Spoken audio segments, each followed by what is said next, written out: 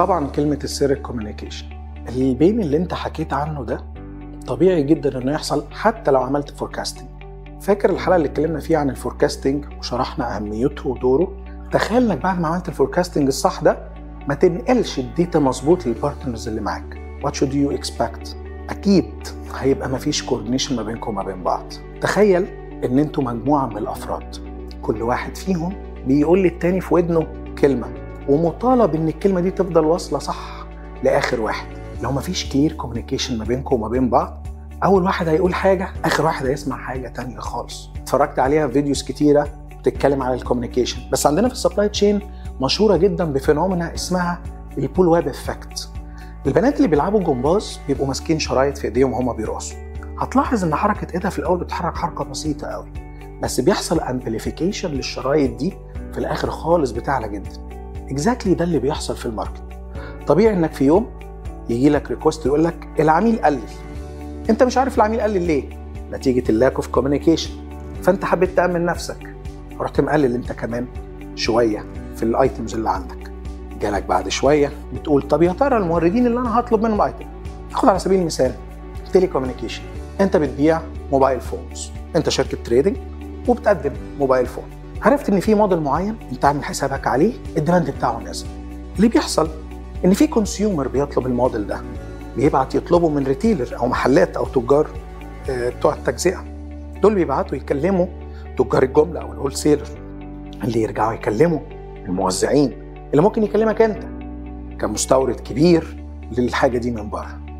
بس تخيل ان العميل بتاعك زود 5% في الديماند فتره من الفترات، بس ما اتفقش مع تاجر التجزئه هو زود ال5 ليه. بالنسبه لتاجر التجزئه ده هو شايف ان الديماند زاد، فيحب يأمن نفسه بزياده الفتره الجايه، مش عايز يخسر ال5% اللي خسرهم، فيأمن نفسه.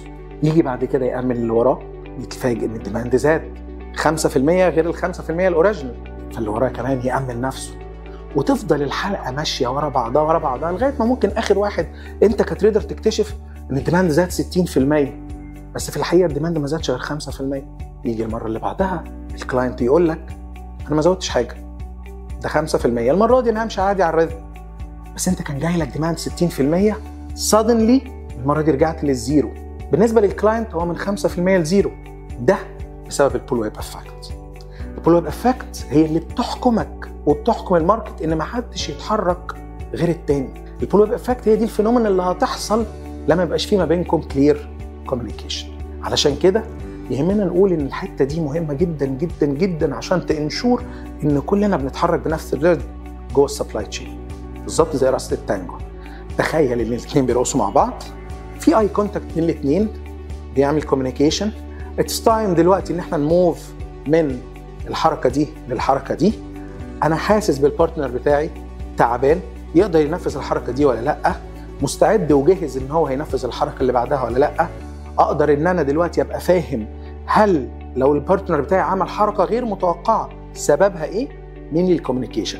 فبتكون النتيجه ان مش كل واحد فينا اتحرك بناء على البرسبشنز بتاعه وبناء على توقعه، ده بيتحرك بناء على كلير سيجنال اوف كوميونيكيشن. ده طبعا بيرفع عنك ريسكس كتيره قوي، وهي ان ممكن تبقى في الاخر شغال في ايزو ايلاندز، كل واحد شغال لوحده.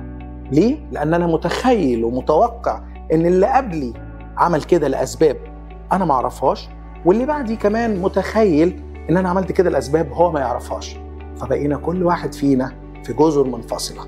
وهي دي حقيقه البول ويب افكت لما تبقى موجوده في اورجانيزيشن ما فيهاش كلير سبلاي تشين كوميونيكيشن.